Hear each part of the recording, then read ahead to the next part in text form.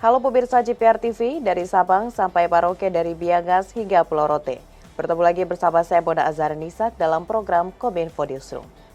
Halo pemirsa JPR TV, dari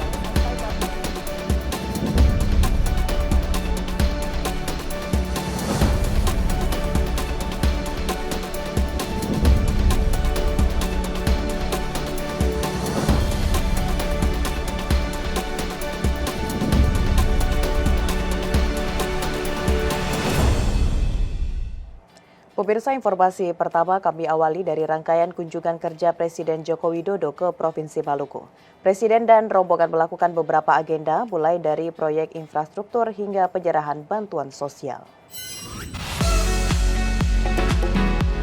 Dalam rangka melaksanakan kegiatan kunjungan kerja ke Provinsi Maluku, Presiden Joko Widodo melakukan sejumlah agenda. Di antaranya meresmikan jembatan Werfire, memberikan bantuan sosial berupa BLT BBM, BLT Sembako, dan BLT bagi peserta program Keluarga Harapan di kantor Postual Kabupaten Maluku Tenggara.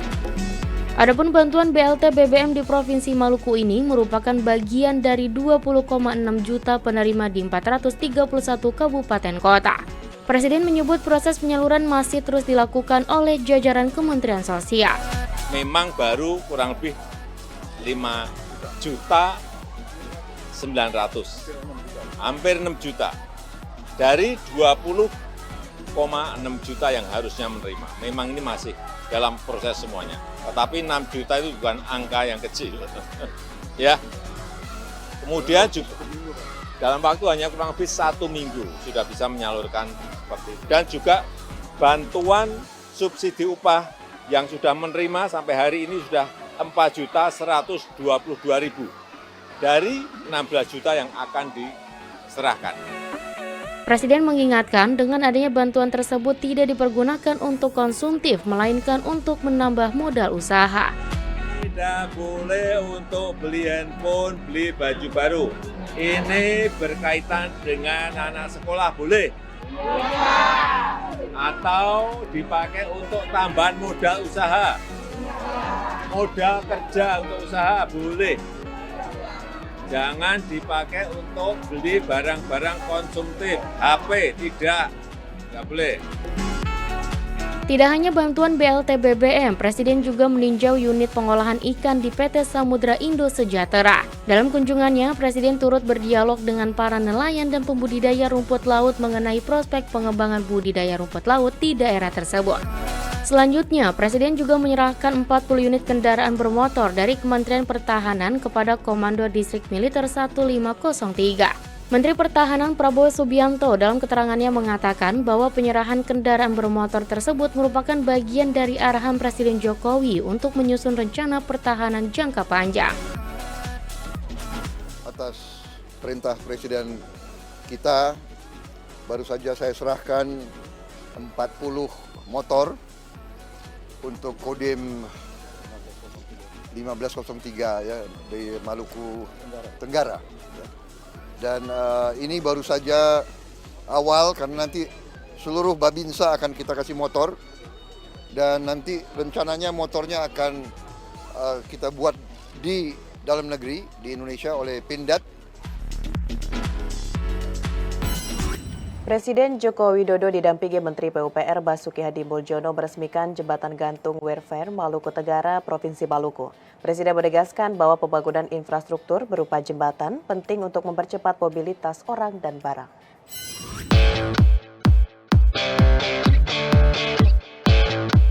Dalam kunjungan kerja ke Kabupaten Maluku Tenggara, Provinsi Maluku pada Rabu 14 September 2022, Presiden Joko Widodo melakukan sejumlah agenda, satu diantaranya meresmikan jembatan gantung Werfire. Dalam kesempatan tersebut, Presiden menuturkan bahwa peresmian jembatan yang menghubungkan dua pulau kecil, Pulau Fire dan Pulau Kei Kecil, merupakan wujud komitmen pemerintah dalam membangun infrastruktur secara merata hingga ke seluruh pelosok tanah air. Jembatan Werfire ini penting sekali dalam rangka mobilitas orang maupun mobilitas barang. Dengan kemudahan-kemudahan itu ada kecepatan distribusi barang maupun distribusi jasa, sehingga Ya, bukan hanya yang kita bangun itu bukan hanya jalan tol yang gede-gede, atau pelabuhan yang gede-gede, atau airport yang gede-gede, tapi jembatan antar desa, jembatan antar pulau yang seperti ini juga. Ini setahun kita bangun kurang lebih 200-an jembatan gantung seperti ini. Antar desa, antar kecamatan, antar pulau yang kecil-kecil, saya kira penting untuk mobilitas barang dan jasa. Sementara itu, Direktur Pembangunan Jembatan Kementerian PUPR Yuda Handita Panjiriawan mengatakan, jembatan gantung Wearfire memiliki panjang 120 meter dengan lebar 1,8 meter. Jenis jembatan gantung ini dipilih karena proses pembangunan yang cepat dan sesuai dengan kebutuhan masyarakat sekitar. Jembatan gantung ini hanya untuk maksimum kendaraan roda 2. Kalaupun roda 3 membawa material itu masih boleh, tapi jenis sepeda motor ya, motor bukan mobil, bukan bemo. Jadi hanya untuk motor saja dan berjalan kaki. Lebih lanjut, selaku Kepala Balai Pelaksanaan Jalan Nasional Maluku, John Sudiman Damanik menjelaskan bahwa keberadaan jembatan gantung Wearfire sangat vital bagi masyarakat. Jembatan ini satu-satunya tempat penyeberangan ke Pulau Fair. Ya, jadi kita ini jembatan ini menyeberangkan dari Tual, Langgur ini ya ke Pulau Fair. Nah, di seberang sendiri di Pulau Fair itu kurang lebih 3.000 penduduk ya. Nah, ini sangat vital sekali kalau kita lihat tiap pagi anak-anak sekolah lewat sini dan masyarakat juga lewat sini, dan segala pusat perekonomian, pusat pemerintahan ada di seberang ini ya, di Langgur ini.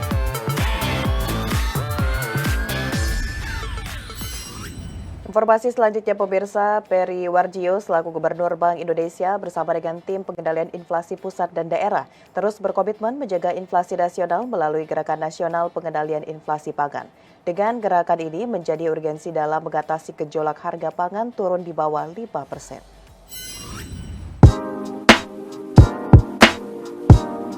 Gubernur Bank Indonesia Peri Warjio saat rapat koordinasi pemerintah pusat dan daerah menekankan pentingnya koordinasi dan sinergi antara Bank Indonesia, pemerintah pusat dan daerah serta mitra kerja lainnya untuk pengendalian inflasi dan membangun ketahanan pangan nasional melalui Gerakan Nasional Pengendalian Inflasi Pangan atau GNPIP.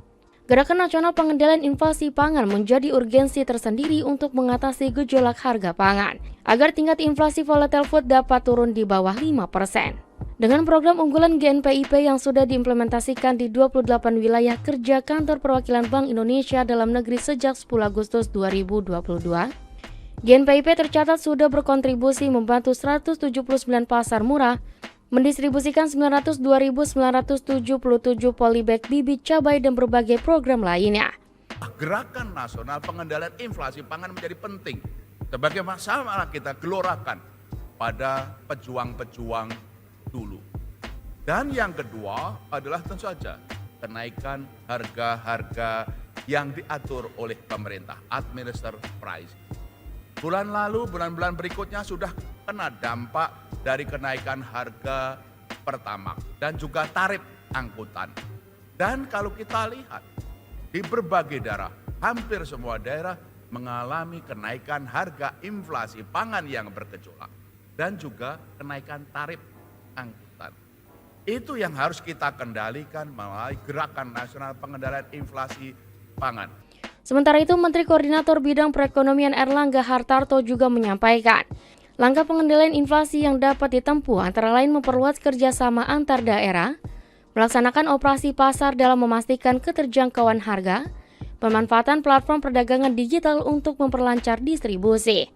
Begitu juga dengan memperkuat sarana-prasarana penyimpanan produk hasil panen serta memperkuat sinergi TPIP-TPID dengan memperluas Gerakan Nasional Pengendali Inflasi Pangan untuk mempercepat stabilisasi harga. 4 bulan ini betul-betul kita akan menghadapi target-target inflasi yang secara nasional kita menargetkan untuk pangan di bawah 5%, karena dari sundulan inflasi dari sektor energi itu bisa sampai 1,6 sampai 2%. Jadi kita harus berhati-hati dan sundulan langsung itu selalu ke sektor transportasi. Dan ini yang diminta untuk terus diikuti oleh seluruh tim baik pusat maupun daerah Bapak Presiden minta ini agar terus dimonitor seperti kita memonitor COVID.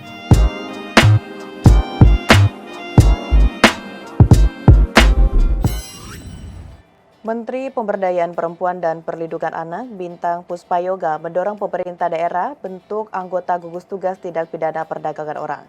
Tak hanya itu, dukungan sebuah pihak juga menjadi bagian penting sebagai lapis pertama pencegahan perdagangan orang. Dalam rapat koordinasi nasional gugus tugas pencegahan dan penanganan tindak pidana perdagangan orang, Menteri Pemberdayaan Perempuan dan Perlindungan Anak Bintang Puspayoga meminta pemerintah daerah terus memfasilitasi dan membimbing pembentukan anggota gugus tugas tindak pidana perdagangan orang atau TPPO di tingkat kabupaten kota. Hadirnya gugus tugas diharapkan dapat bekerja sama dalam melancarkan kegiatan di pelayanan terpadu bagi korban TPPO lewat unit pelaksana teknis daerah perlindungan perempuan dan anak.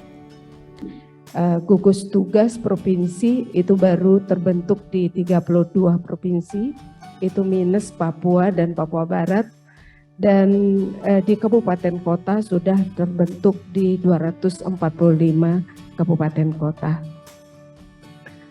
Oleh karena itu, tentunya pada kesempatan ini kami mendorong pemerintah daerah tingkat provinsi untuk memfasilitasi pembentukan gugus tugas percepatan penanganan TPPO di tingkat kabupaten kota bagi yang belum terbentuk, karena masih ada 269 kabupaten kota yang belum membentuk gugus tugas percepatan penanganan TPPO ini.